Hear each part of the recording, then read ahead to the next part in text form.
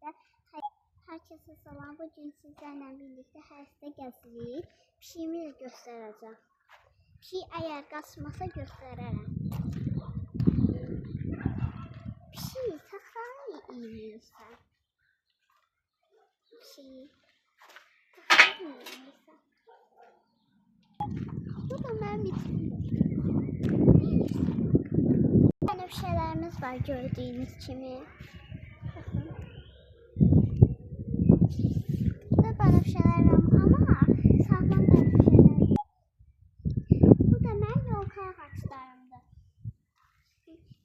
Bəzəkləri də var ama yaz gəlib çəmənliyoruz bura.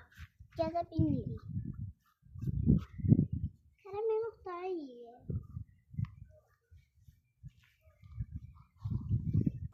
Sağ olun dostlar, abone olmayı unutmayın.